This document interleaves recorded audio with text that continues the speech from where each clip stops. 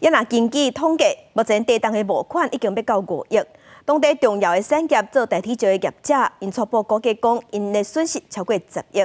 经济部伫昨昏有招业者开座谈会，强调政府会补贴，会比照控制控绿大地动的模式来补助。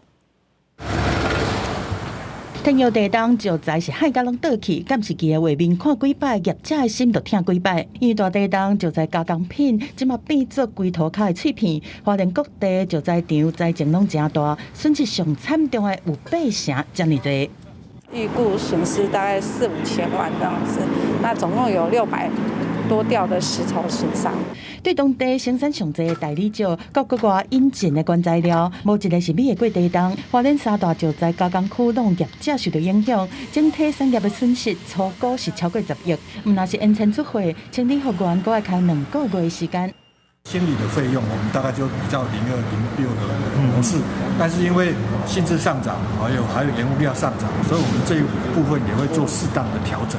面对产业的灾情，经济部初十是找业者来座谈，先到讲清运这破损的石材会当用花东基金来协助。虽然讲比较2018年的控制控绿大地动模式，但是补贴的金额会更较悬。相关纾困方案即嘛等中央来公布。另外嘛，希望政府来斗相共的，还有花莲秀林的文丹村。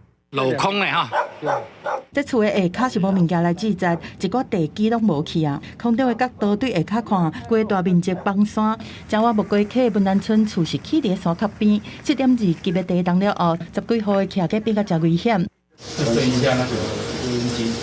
大地动毋但甲厝是震甲密密麻麻嘛，造成真侪人死亡。高速办丧司心内是真悲痛。死者是即摆地动伫苏花公路过往的姓吴的连接车的司机，规家伙仔拢靠伊咧趁钱，但是伊互摔落来石头牵着死亡，厝内生活嘛出很困难。他都会打电话跟妈妈报平安啊，有时候我妈也会打电话问他人在哪里，工作开车小心，因为他知道他开大车啊，他发生这种事，我们觉得应该不可能。看到照片就。